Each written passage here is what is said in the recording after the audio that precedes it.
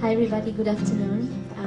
Welcome to our True Prosperity class. My name is Rivki and I'm studying and teaching Kabbalah for the last 23 years.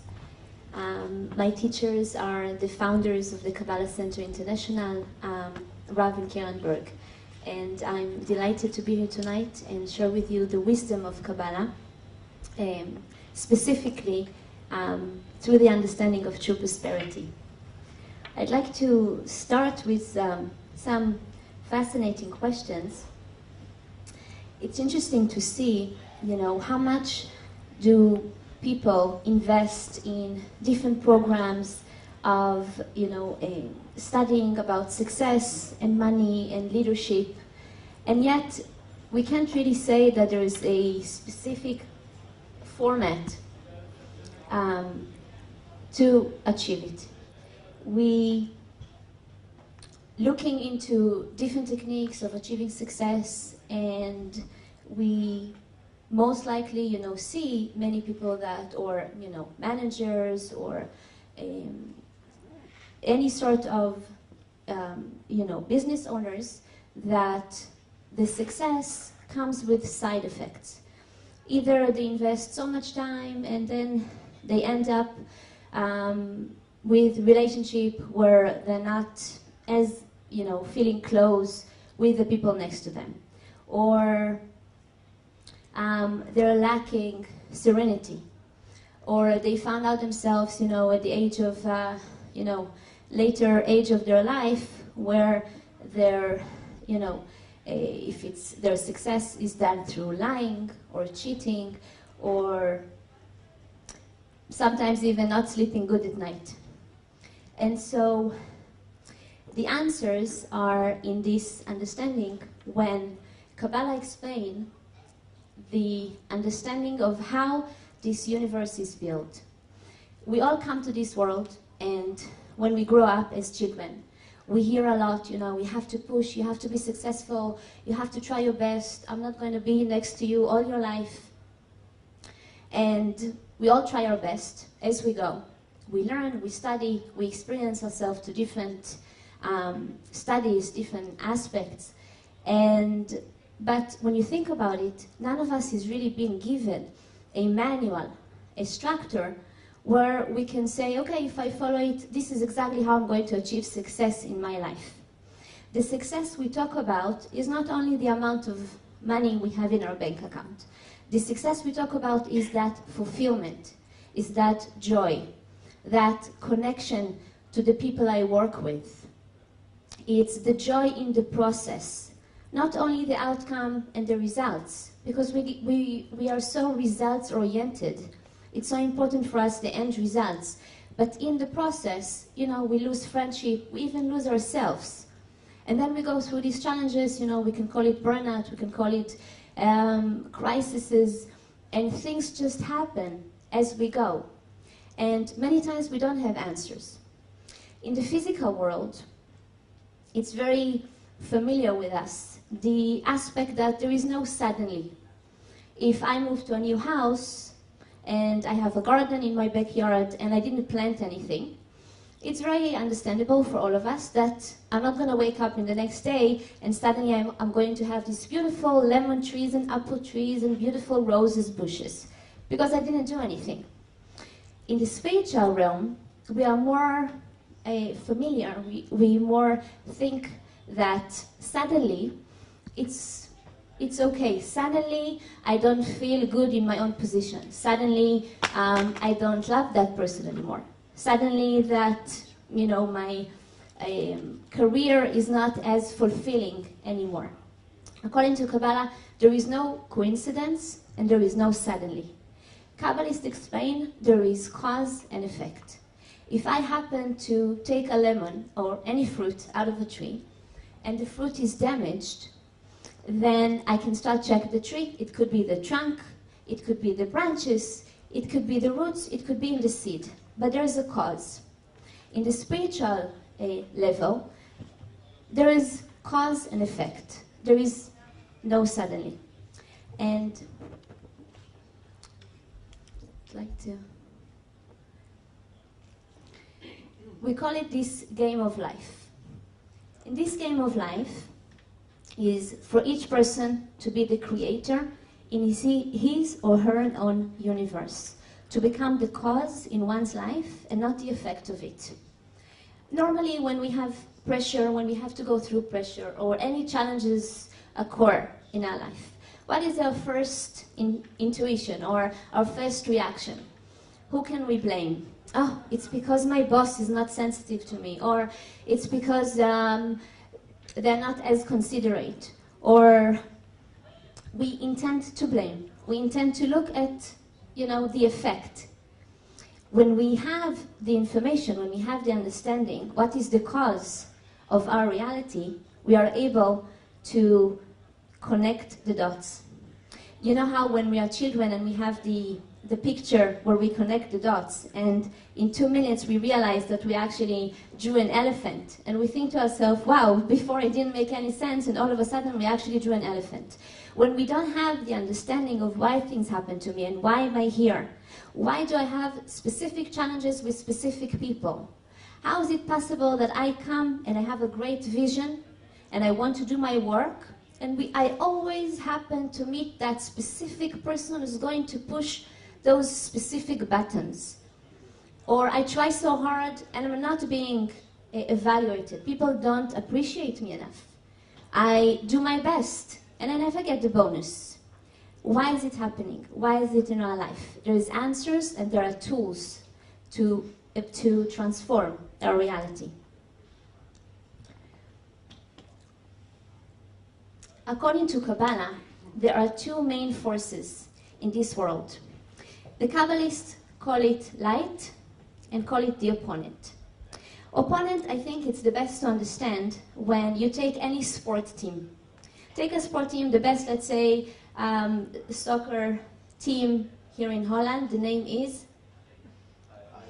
Ajax. Sorry for my ignorance. So take the Ajax. Imagine they're going into the soccer field, but they're on their own. And you have the most talented players of all. But they have nobody to play against. And all day long, just by themselves, they score one after ball into one after one. Can you call them winners? They're not really playing, they don't have any opponent, they're just on their own. Is it count as success? Not really. If you take a ball and you just drop it, it's going to bounce as much as it's going to bounce. If you take that ball and you're going to throw it with so much more power, it's going to bounce so much higher. In life, many times when we feel that pressure coming into our way, in many different ways, it could be with co-workers, it could be with challenges through our job, it could be the marketing, it could be the financial situation in the country where we live at. Our intention is to back off. Hold on. What's happening? We need to learn how to push back, but not in a way of resistance. Leave me alone, let me be, I just want to do my work. I want to earn enough so I can take my kids to Ibiza twice a year. Leave me alone, let me be. There's a way of pushing back.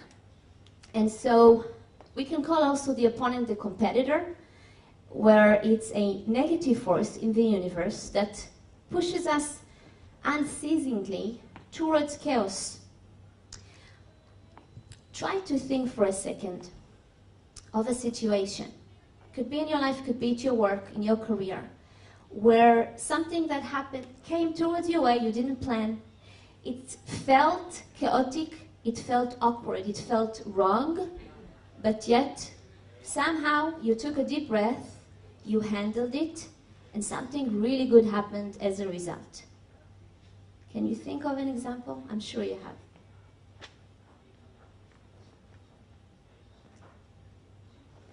Anybody wants to share?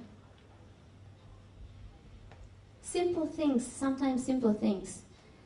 Like you worked on a project and you had your presentation and it took you a long time to work on it, and then somebody out of nowhere, not even from your department, gave you this really, criticism.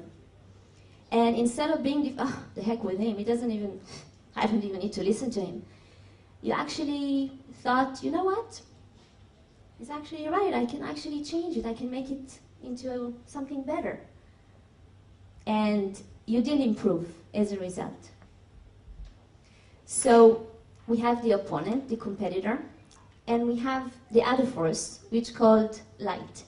Kabbalists explain that just like we have a physical light with like sun or electricity, we have a spiritual light. That light is a supernal power that exists in the universe, which is a source of specific energy. That energy, that power, is basically where creativity coming from, where we're able to, download those special ideas, special intuition, the sixth sense.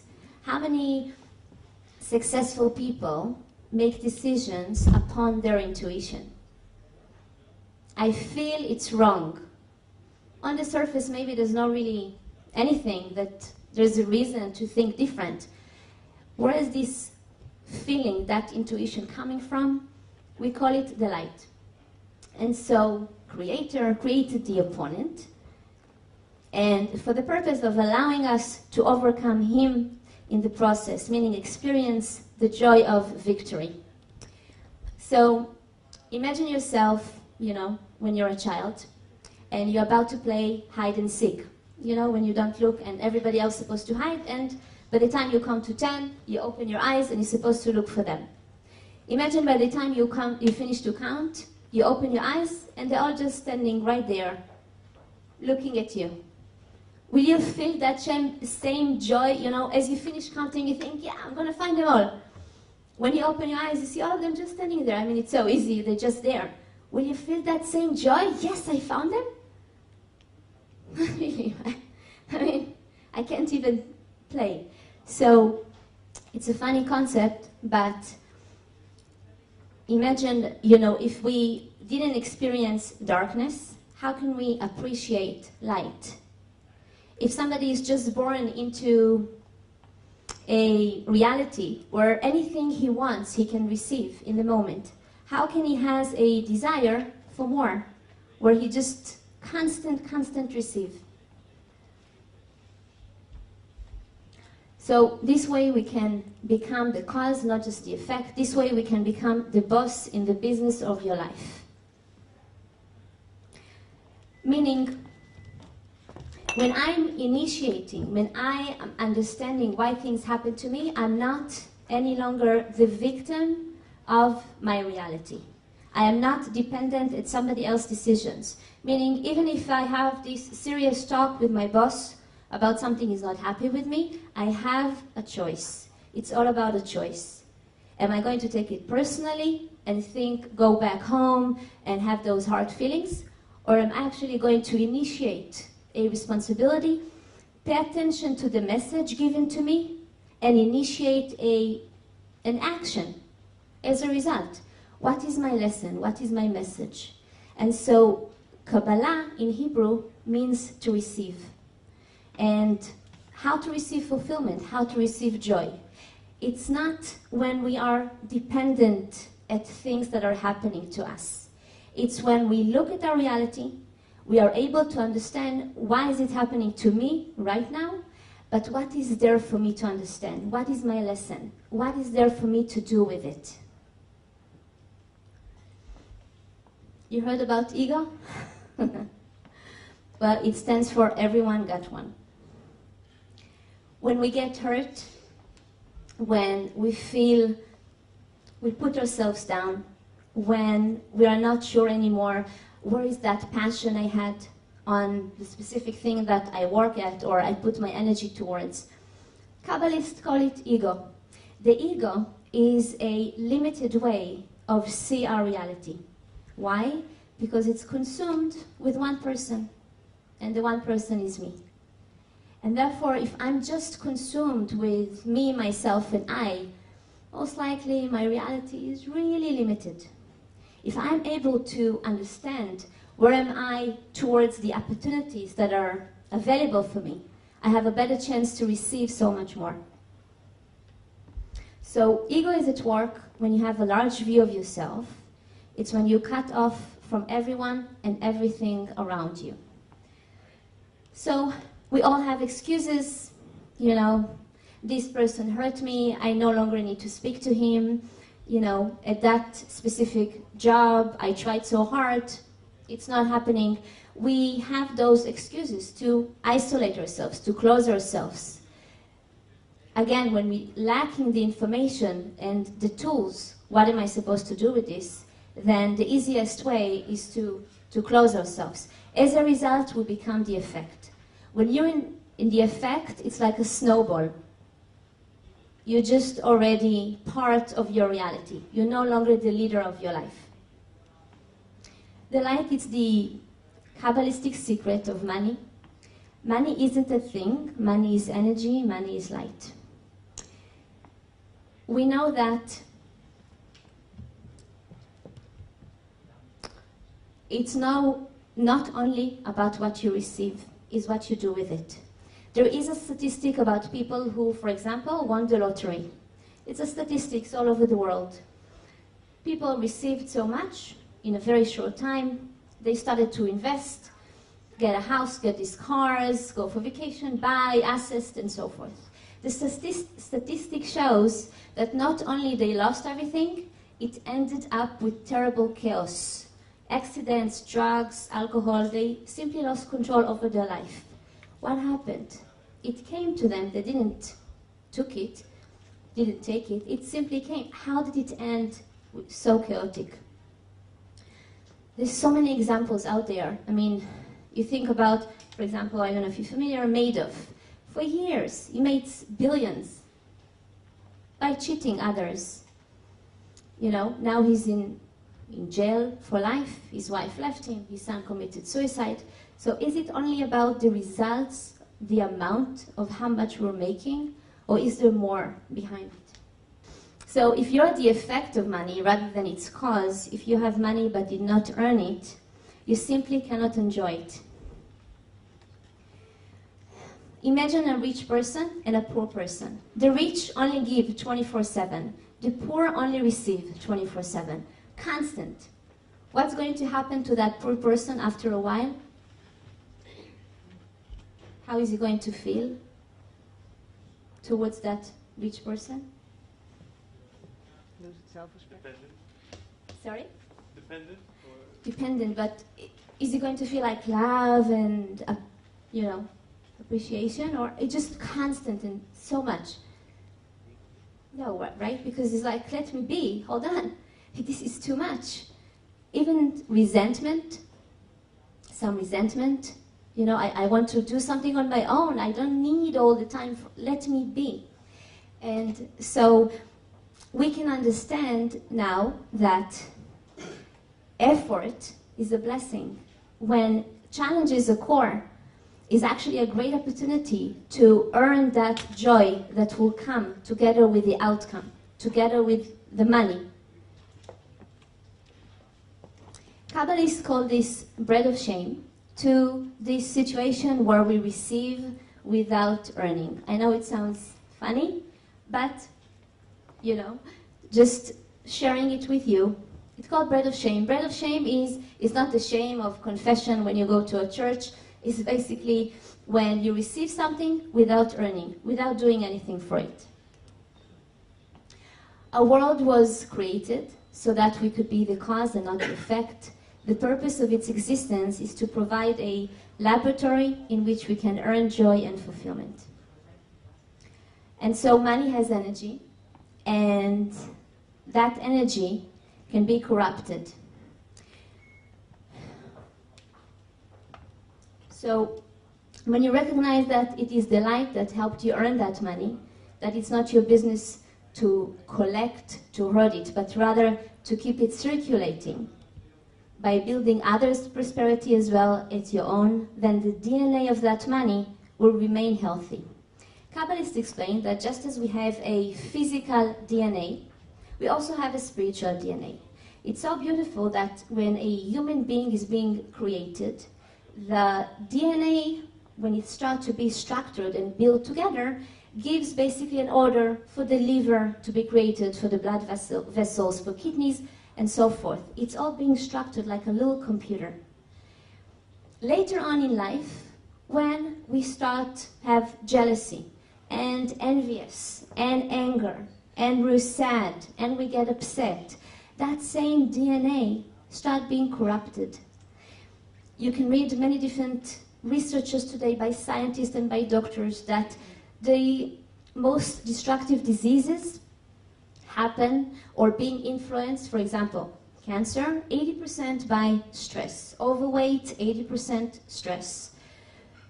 Not necessarily physical, but what happened to the body when the consciousness, when the DNA start getting corrupted? So for some reason, somewhere in the process of our physical body, the DNA is, the cells are giving a message of separation.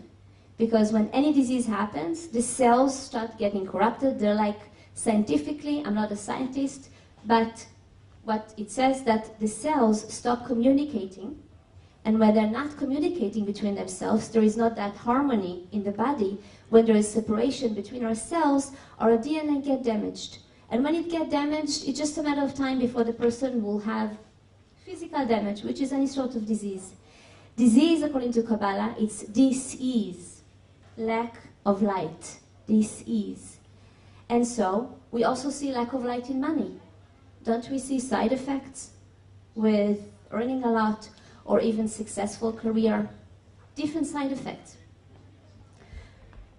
And so, if we understand that money is about the consciousness in it and not just the outcome, if we understand it's a tool, it's my tool to generate energy over something else, then we're using it differently. Then we're changing the DNA structure in our money, in our success.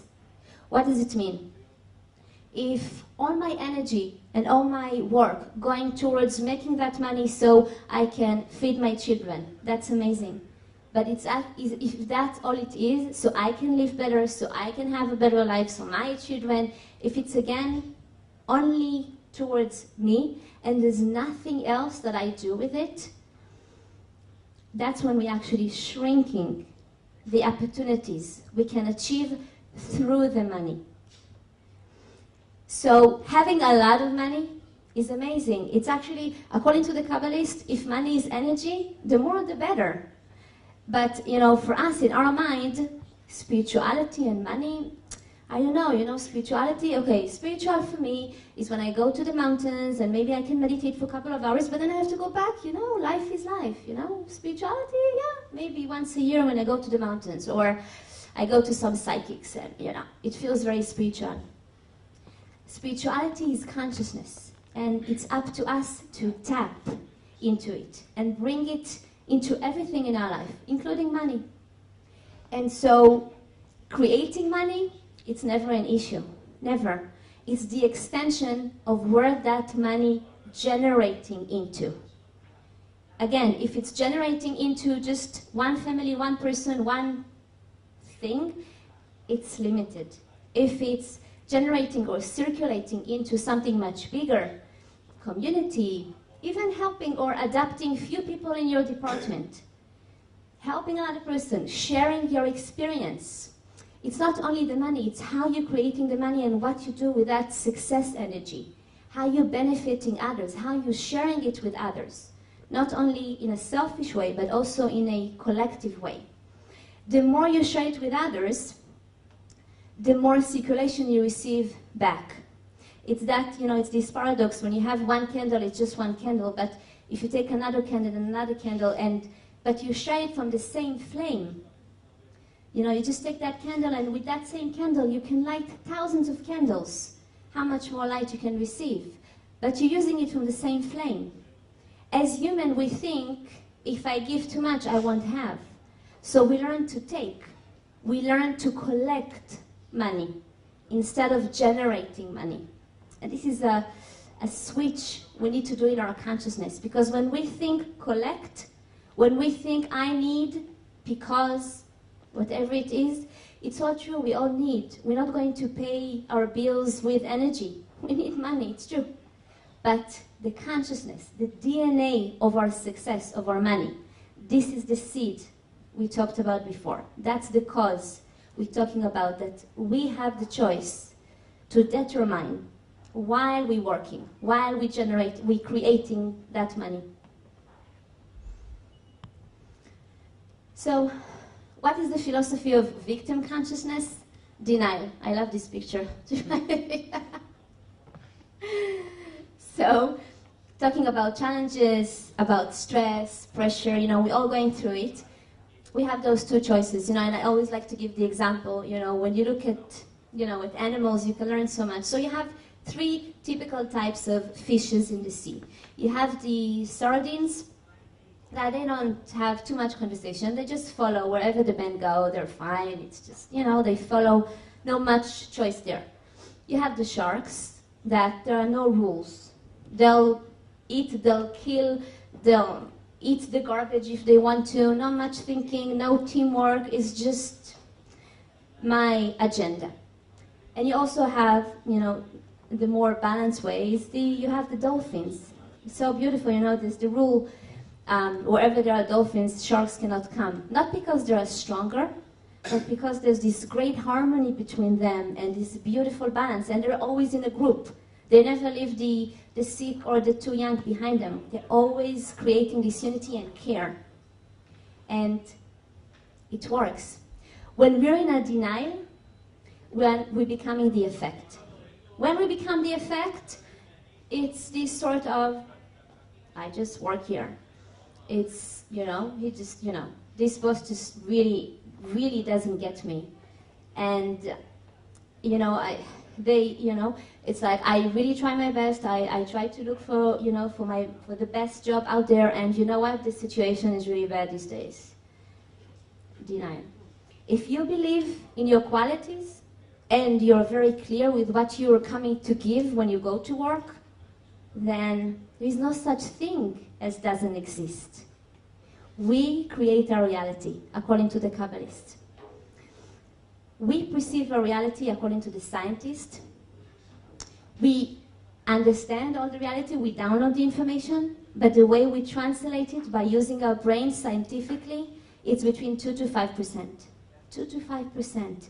Imagine how limited we are when we're trying to understand our reality, and how much we can perceive our reality wrong. I'll give you an example. I can enter to an office, and it's two of my colleagues standing right there talking. As I walk in, I see them laughing, and as I get really close, they both look at me, and they split, and everybody go to their desk. What is the first thought that will come to my head? Talking about you. Exactly. Oh, they laughed about me? Why? I thought we were friends. Okay. All of a sudden I create those scenarios, those movies in my head. And I feel even resentment towards them. I didn't hear anything, nothing happened. Maybe they just shared, about a funny movie they saw yesterday on TV. No, I already perceive my reality in a very specific way. Next time I'm going to talk to them, I'm going to have some sort of an attitude, because in my head they made fun of me. So it happens all the time. One of the universal laws is that the creator, that force of light, cannot force you into a situation that you cannot handle. Meaning any challenge, the toughest of all of them, can only be in your movie, in your life, only because you are extremely and totally capable of handling it. How you perceive it is a different story. The question if you're capable or not, no question, from the universe point of view. You cannot grow until you have something to work against, just like the example of the ball. Bouncing back stronger, more results. Any challenge you encounter in life is part of a design whose intent to help you grow and change. This is just an example of being the effect and not the cause. You're out of sorts, you feel like life is happening to you, things are not flowing together, one challenge starts to affect other areas of life, and you're complaining. That's already a sign you're already in the effect path.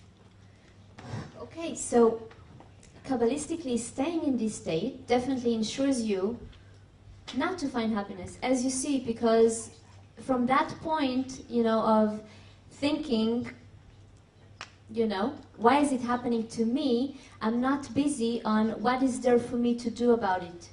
And so when we talk, you know, heaven, that joy, that fulfillment is not something up there. It's not a destination where you need to dream. We come to this world with a package. Kabbalists call it tikkun. And in this package, there are many different ingredients. There are astrological signs. There are previous lifetimes, different reincarnation. There are many different things. According to Kabbalah, we even choose our parents. Okay, and we are born in a specific time, in a specific country, to a specific culture and family. This whole package is designed for our success. And it's up to us, what are we going to make out of it? The question, if we're going to achieve that fulfillment, no question. The only question is how long it's going to get us to get there, and how many shortcuts can we create on the way. There are people that, without going to university, they have amazing successful career. And so they did that process in a much shorter time. Why? Because they have a very, very strong desire. Kabbalistically, what is really the difference between, it will sound extreme, I know, but I want you to understand it, the difference between Bill Gates and somebody who cleaned the floor. The real difference, Kabbalistically. What do you think? There is no difference. And yet, amazing success in relatively a short time, and not much impact, let's say. It's not about judging about the people, but the impact. What is the difference? Sometimes you even see it in the same family. You have a brother and a sister, or two brothers, two sisters, doesn't matter. They're born into the same exact condition, even have almost similar education. One is, everything they touch is gold. The other one, it doesn't matter how many connections they use for him and how many doors they open for that person, he can't make it happen. How is it possible? Same exact, sorry? Must be luck. Mindset combined with action. Exactly. In other words, desire. Desire. There is a sentence that says, nothing stands in front of a desire. And it connects to this universal law. Meaning if you have a desire, everything is possible.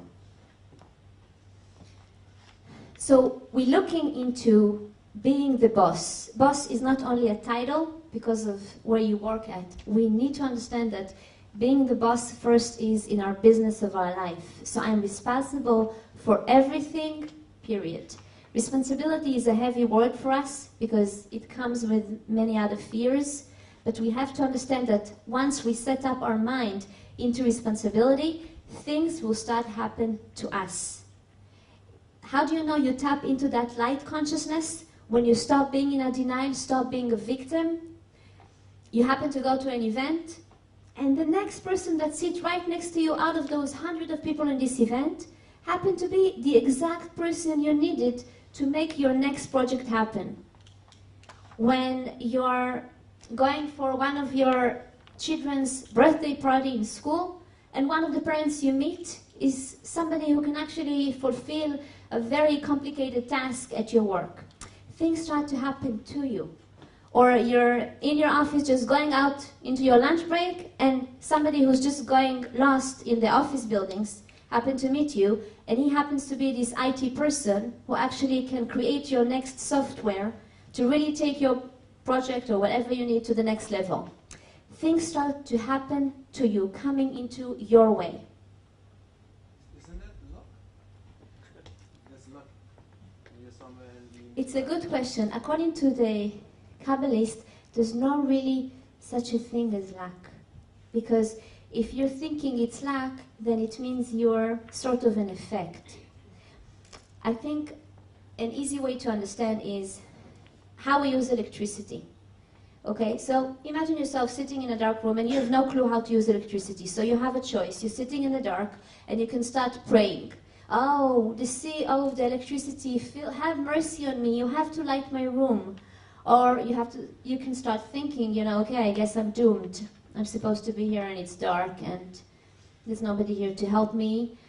Or maybe you can learn how to switch the button which is really simple. You can just switch it on. Or maybe you can also start and by mistake even push your finger inside the electricity and get a short circuit, and it hurts and it's painful. But then what is your choice? Do I think, oh, I'm just unlucky today? Or can I ask, maybe there's a different way to use this electricity source. Is it the electricity's fault? Am I just being unlucky? Or maybe I'm just lacking some information, some tools? According to the Kabbalist, I mean, it's a choice. Of course, there's nothing wrong in thinking I'm lucky or unlucky. But according to the Kabbalist, there is information. There is a different way of understanding why things happen to us, and nothing really happens by coincidence. Everything has a reason. So, if you call it mantra of the light consciousness, I am responsible. Embrace it and don't run from it. Being responsible, you know, when you're in charge and you have people that work for you or with you, and you initiate responsibility even for the things not necessarily you did, but out of care to whatever I'm doing, whatever I'm busy with, then you're able to receive more results. Because if you're doing things out of responsibility and you see that somebody is not doing, for example, his job properly, and you're coming and you're initiating, hey, I saw, you know, you could do it so much better. Do you need any help? Can I connect you with somebody else? Can I explain to you? You know that there's another way of doing it? I don't have to do it. It's not my job.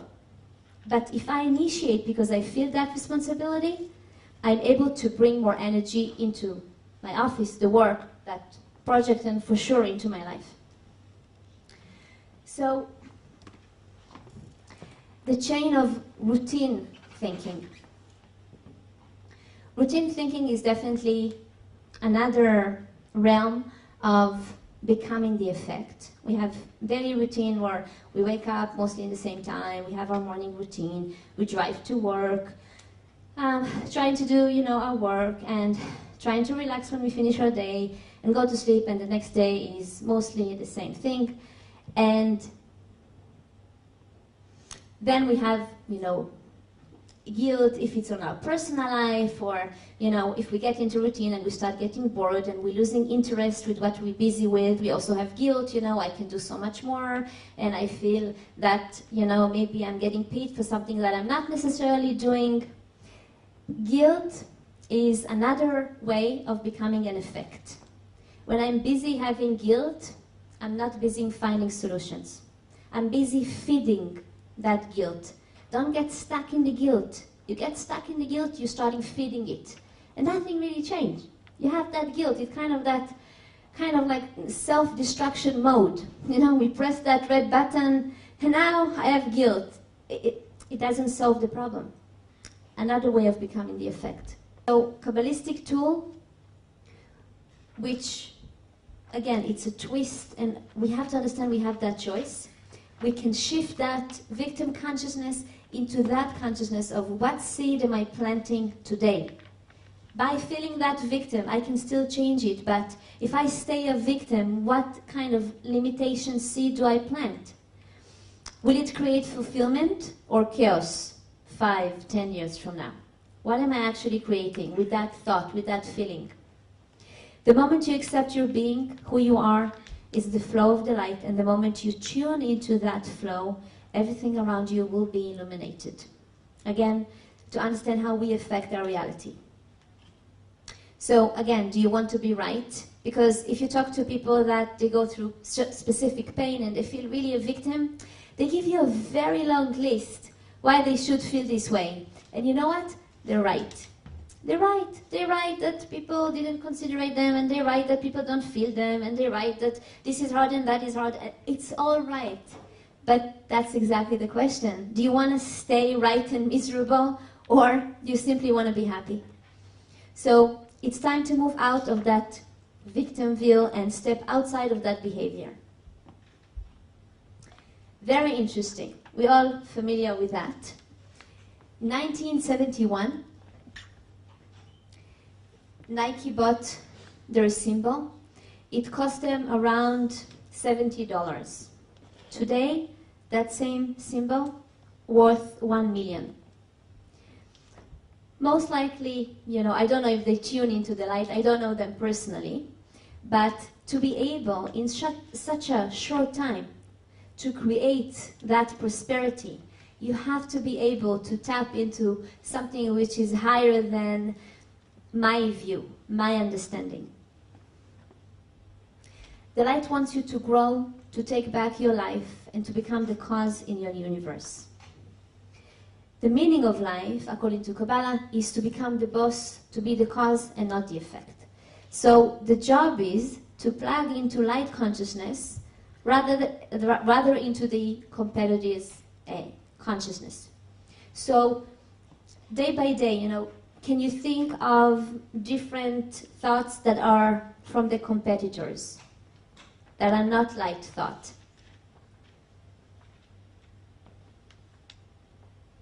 Any restriction at all? No restriction. You can become upset with people, absolutely. People irritate you. Give up. No? Angry on yourself and others. What else? According to the Kabbalists, our thoughts, our words, and our actions create angels. Angels are entities, is specific energy that carries with us.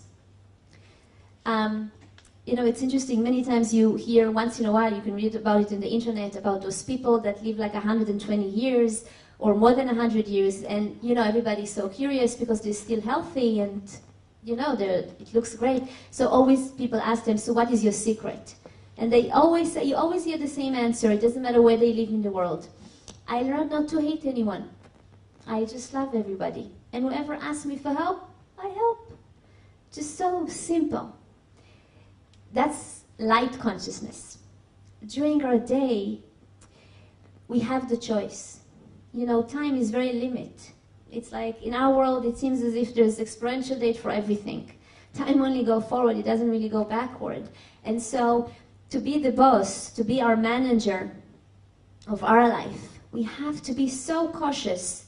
How do we invest our energy? When most of our day, we're busy with competitors' thoughts of limitations, of fears, of irritation, of anger, we are filling our being with limitation. But if we able to understand, okay, this is a competitor thought, I'm going to choose now to transform it into light thought. Okay, so it's a choice, and the more you're aware of it, the more you will change that energy that you carry with you. Many times you can go to a street where there's few stores of almost the same shoes. But you decide to go to a specific store and buy only there, when you have it also in the other stores. What makes you decide? Or you can do interviews to few people, and then you decide on a specific person, I want him. Almost the same resume, almost the same bio. What makes you decide? That certainty on that person, you don't even know where does it come from. It's that energy you felt from that person. That energy we give, our souls also communicate. Not only our brains. Our souls also communicate. We all have intuition, we all have feelings. We don't use it enough, but we also communicate between souls. We can say one thing, but the souls can't lie. Many times we hear something and we think, such a liar. Where does it come from? We feel. The more we tune into that competitor's consciousness, people will feel it around us, and we create that energy field. So it's all about plugging into the light consciousness. Meaning it's not that it's a luck you're born connected. You create it. Having goals, but remember that the goals are not the goals. We are very, results-oriented, and we should have goals. It's wonderful to have goals, but we have to understand that the goal is just a tool to achieve, to grow, to always look for more. So, ego is simply not a sustainable growth engine. What does it mean? It means that if my goal is just that pride. So everybody see how successful I am, and I can feel that I left something behind me. And it's, again, if my goals are about my ego, myself, and there is no much continuation, then there is no sustenance. It's just making money. And I think one of the examples, if you look at the, if the Hilton, the grandfather created it all. He created a fortune, extremely success. The third generation is not continuing him. He already signed in his will that I think between 80 to 90% he's donating to charity, not even to his own children. Meaning, what kind of continuation is there? There's only one investment we need to make, and only one thing we need to sacrifice, and that is our ego.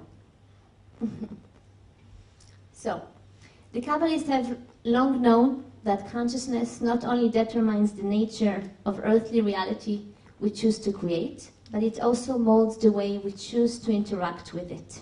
So, just some clues about finding our ego. It is usually the most prolific part of you. It focuses on what society thinks is important for you. It is when your desire to receive for self alone. It is what makes you capable of being embarrassed. It desires power and forces control. It makes you feel worthless. It tells you to play it safe and not take risks. It wants to get more stuff with the illusion that this is what will make you happy. That's exactly that. If I make sure that this guy is not interrupting me, that's exactly what's going to make me happy. It convinces you that you need more degrees, more knowledge, more skills before you can be happy, really happy.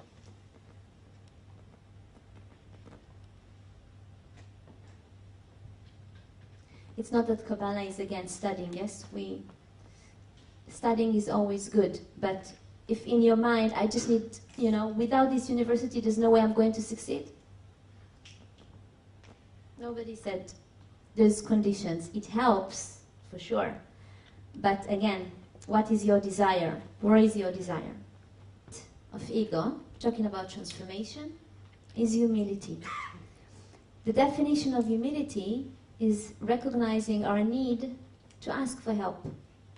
It's easier to observe another's ego than it is to see our own. And this is what gives us all the justification to judge, to feel control, to be angry. Suffering, as a result, is choosing to hold on to pain instead of being the cause. Makes sense to everybody? Yes? So, in a way, if we're spending a lot of our time feeling that, we have to admit that some sort of level of addiction. Many times we keep on being angry on the exact same thing, and it's like, it's always funny, like you see people that are like, people that are more like control freaks, they always end up handling people who lie to them, because they will not be able to control. Or people that are perfectionist, or they're really quick, let's say, they're really manifestors and they do everything quick, they always end up working with people that are slower. And it's like, what is this? Why, how come he doesn't understand me? I said it once, I'm not going to say it 3 times. Well, what's the problem? Why is it? So what's happening? Are you judging? Are you becoming angry? Yes, he's slower, it's true, but what are you choosing right now? How would you react to it? Listening to your competitor, creating chaos as a result, there's definitely not light there, or choosing a light thought. Okay, so he's not like me. Do I want to judge him right now, or do I want to address it in the way he will understand? Meaning choosing communication over just being angry or just judge. But it's difficult if people are lying to you. It's difficult to say, well, that's fine. It's your problem and it's not my problem. It's difficult because it's also very much, it's so zen, and we all want to be very zen. But it's also almost impossible to not get this to follow your own path is if you don't trust people around you, if they're lying or... Absolutely, I agree. So I'm how do glad you handle that? It's true. I'm happy you asked this because you reminded me to explain something really important. What's the definition of being spiritual? We talk about spirituality. What's the definition of being spiritual according to the Kabbalist? If you take a piece of coal, it's just a piece of coal, right? I'm going to put it here. It's what are you going to do with it? But if you take that piece of coal and you put it under tons and tons of pressure, what are you going to get? Diamond, exactly. Being spiritual is when you're able to go through pressure, go through challenges, for example that, but being able to get the diamonds out of it. So, our job in this world is not to become the policeman of God. You're not going to change that person who lies to you. You're not. Why? Because it's his decision. And you know what? I respect his decision. It's his life. What are you going to do? The only thing you can change is you. Your reaction. Do you have to continue working with him even though he's lying and cheating? Of course not. But do you have to be upset about his decisions? No. You understand? So, of course you need to confront. Of course you should always strive for the best and get the best and have the right people around you. You know, my teacher, the Rav, told me once, if you happen to compromise, you're going to receive less than what you compromised for. There's no need to compromise. Oh, well, he's lying to me, but I'm so spiritual, I'm not going to hurt him. You know, I'm not going to do anything. That's not being spiritual. Spiritual is not like love and peace and become this Mother Teresa figure. That's not going to solve anything. Definitely identify the problem, working, not working, but again, why is it in your movie? It could be that it's only your opportunity to create that human dignity over that person. Because spiritual work, which is not easy, you're right, absolutely, it's like going to the gym, you know. If you take a private trainer, are you going to pay money to sit with you for an hour and pet you and say, you're so gorgeous and your body is so perfect? Is that what you're going to pay him for? You know, with all the respect, it would be nice, but you're paying him to, I don't want to say, but to let you sweat and feel pain. And you know what? If you leave that class limping, you're like, wow, he's so good. Limping, you're like, you're all in pain, you can't walk straight. And you'll think, wow, he's really good. You know, if you need to go to a dentist and you hear that the root canal is really, really, really cheap, what are you going to think? I'm sure they don't know what they're doing. But if it's going to cost you like triple the amount, they're good. If it's expensive, I'm sure they're good. Right? But the same thing in spirituality. When you're facing challenges to the extent of pain, it's painful when somebody is lying in your face. Very painful. Specifically if you're a very decent, honest person. It's very painful. It's against your nature. But what are you going to do about it? Are you going to get the diamonds out of it through your consciousness? Not through changing that person. Through your consciousness? Or you're just going to back off getting hurt and then all your energy is healing your hurt right now. It's just a matter of time until somebody else will come and lie to you. And then what? So spiritual work is, you know, to get that extra muscle, it's work. And it's not comfortable. It's much easier sitting and eating at home and not working out. But if you want that muscle, if you want that outcome, it takes work. Facing somebody who lies to you in your face, it's work. What's the work? Not to become upset with him, not to take it personal. Think, in what way can I maybe even help him to stop lying? Connecting to that, in the first 5 seconds of a reaction, you have an opportunity to listen to the ego or to wait and softer the call of the night. So 5 main extensions of ego, just to, again, rephrase it, of the opponent: anger, hatred, judgment, control, and pride. Most likely we all fall into it during our day. So now at least we have some sort of red light to help us overcome it. I think we will understand. I have a story to share, and I think you will understand better through this story. And this story is approximately happened probably like 500 years ago, but there was one of the Kabbalists, and one of the things he did, he used to travel with these few of his students and basically take their horse and wagon and stop wherever they used to stop. You know, it was like forest and houses in between. So they stop in one house and they enter, and it's relatively, you know, a poor family. Their only income is through the milk that they had, one cow, and through that milk, this is how they fed their children. And they were pretty happy. It was great. This is what they knew, and that's what they had, and it worked. It was just okay. And so he enters to the house with the students and he says, "Do you mind? We were traveling for a few days and we're really hungry." Okay, so the wife starts to cook and they serve some food. They finish eating pretty fast and they say, "We're really still hungry." Okay, so they go back. Now they knew this Kabbalist was a special person. They didn't want to disappoint him. They felt honored. He even came to them. They go and the husband says, "You know, take everything we have in our closet. Really, this is such a great opportunity and I want to be able to share it today."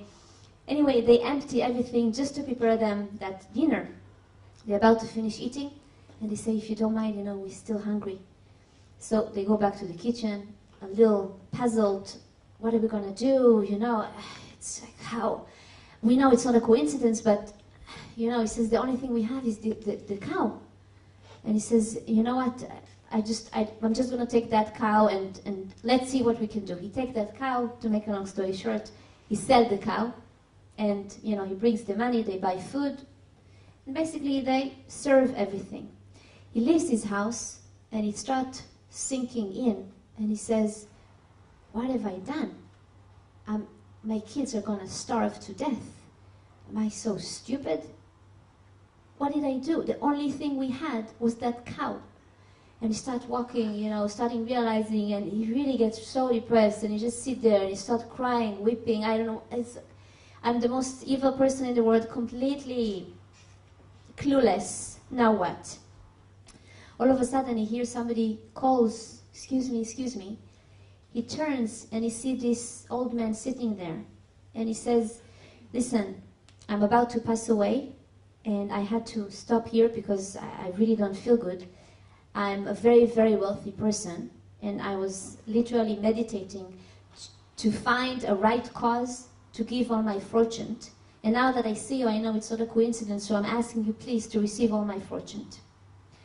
He became extremely wealthy, of course. A few years later, that same teacher, same Kabbalist, go back to the same town, and that same wealthy person accept him, and basically like kings.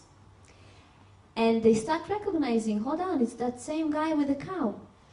But before that, you know, when they left that house, the students were so puzzled, they start judging their teacher. "What have you done? Why would you take the cow from these poor people?" So this teacher, by the way, named Baal Shem Tov, was a huge Kabbalist. He said, "I saw, like they were able to, you know, download information and understand things before it even happened.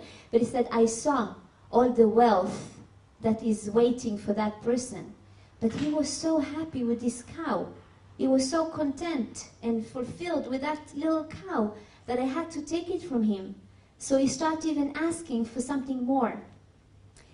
We all have our little cow, that we're simply happy and content. None of us want to be uncomfortable. None of us want to be jobless. But there's a reason why this cow is being taken away from us.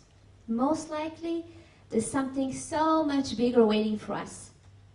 And you know, if you think about a worm, you know, the animal in an apple, you know, what does she know all her life when she's in the apple? It's moisture and it's warm. She's in the apple. All of a sudden, you know, slowly, every day she's eating a little bit of the apple. All of a sudden, she actually makes that hole and she goes out of the apple. And she's like, "Oh my God, there's actually a whole world here." You know, many times we spend a lot of our, you know, most of our life in that apple. It's very comfortable, we know it, it feels safe. But there's a whole another world waiting for us. And it's up to us. If I feel something was taken away from me, or if I feel, hold on, what else can I do now with my time? In what new venue can I start putting my energy? What else can I study? Where else can I put my energy? What else is waiting for me? And it's something, by the way, so beautiful we can see with children. Because the children are so excited, you know, it doesn't matter if you're upset with them. So for a few minutes they will cry, but then they'll come and they hug you. Or you can go with them every day to the same grocery store, and every day they'll be so excited to go there and get maybe a little candy. They're just so excited most of the time. You know, and they're curious, and they're always looking for more, you know. But as we get older, as we have this long to-do list, and we have to pay the bills, and we have responsibility, and we have the burden, and we start walking this way, and we're feeling that all our life now we're slaves to that. And then somebody's, shaking you and say, hey, there's so much more. It's like, what are you talking about? That's what I know. That apple. No, there's something more. So, just to summarize. We want to become the cause, not the effect. On the path of wealth and prosperity, we're setting goals. Knowing the goals are not the goals, but just the net that helps us get a great shot. We realize that building your business on a foundation of egocentric impulses is a detective business model, and you've recognized that the secret of sustained growth is a higher purpose. We know that stress is a surfboard to ride, and that fear is an illusion to be exposed, and that both are tools to show you where work needs to be done. Work that will transform your nature and allow you to connect with, we call the light consciousness in Kabbalistic language, 99% realm. The 1% is the physical world, which is the 5 senses, what we see, feel, think, and analyze. 99% is the world of answers, where creativity, sixth sense comes from. So, one of the solutions, certainty. Certainty is not belief. It's not positive thinking. Absolutely not. We know it very well. If we want to earn that extra 200,000, it's not going to help me that I'm going to wake up in the morning and say, today I'm going to get it, today I'm going to get it. Certainty is when you know, you don't need to believe.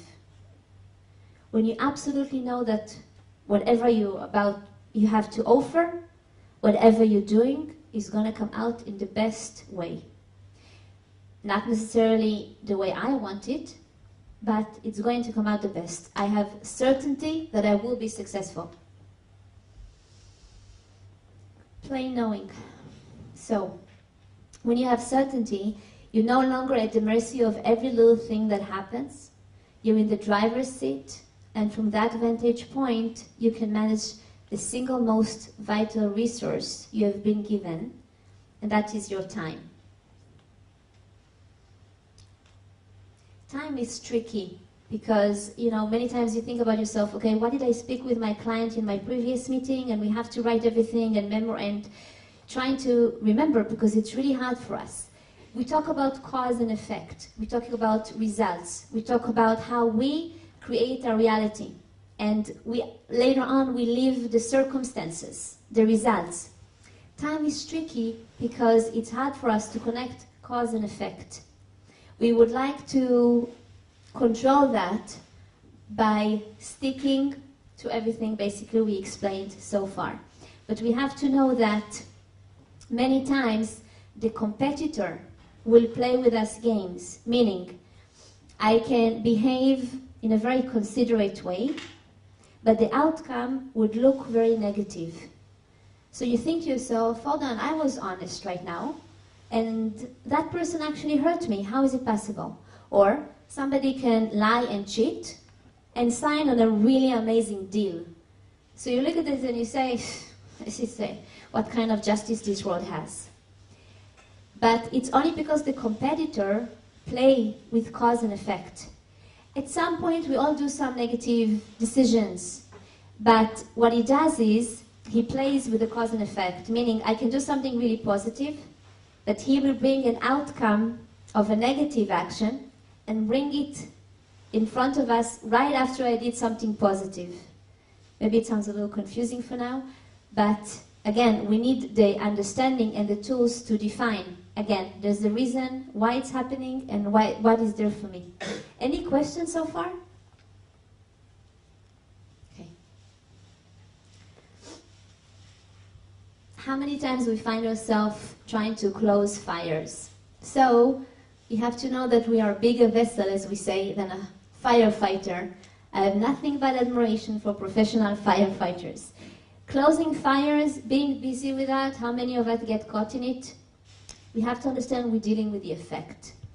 It happens, we have to deal with it, but we have to know if we find ourselves a lot busy with closing up fires, something is wrong in the seed level. Something is wrong in the way you manage it. Something is wrong maybe in the process. The rules of the universe are set up so that you serve yourself by serving others. Even if you have to drag yourself or to drag your ego to the party, kicking and screaming, talking about sharing, thinking about others. I hope you enjoyed this afternoon. I hope you received at least one tool to use at your work in your journey of creating true prosperity. I want to just let you know and share with you the information that the information, the tools, the wisdom is very much available. We're teaching the basic rules of the universe in this basic course that's called Kabbalah 1 or Power of Kabbalah 1, where in this process there are workshops and meditations, and what I do most of the day, really what I do is personal coaching with our students. Because what's unique in the Kabbalah Center, we are not really a university or school. We actually have millions of people that study through our Kabbalah University online. We have more than 40 different Kabbalah centers all over the world and study groups like around, probably like 30 more. We have 70 different titles of books in 17 different languages. Information is very available. So learning definitely providing for you the information. But what's more important is connecting and transforming. It's one thing to study how to drive. It's a whole different thing when you sit behind the wheel by yourself. You become your own GPS and you have to take charge. So what we do in the Kabbalah Center, we want to make sure that when you actually study, you actually use it for your benefit in the best way. So that personal coaching is available for you. Of course, it's up to your desire. But as soon as you start studying, you can work together with a teacher to achieve your own personal goals. We're starting our next Kabbalah 1 course on July 10th. It's once a week for 6 weeks. And it's done online because myself, I live in Israel. And when I'm not here, I'm teaching online. If you miss a class, it's totally normal. You get a recording of the class. It comes with a workbook of different exercises, different workshops. And again, it's all about receiving results. I hope you enjoyed. It was a pleasure. Thank you so much for coming.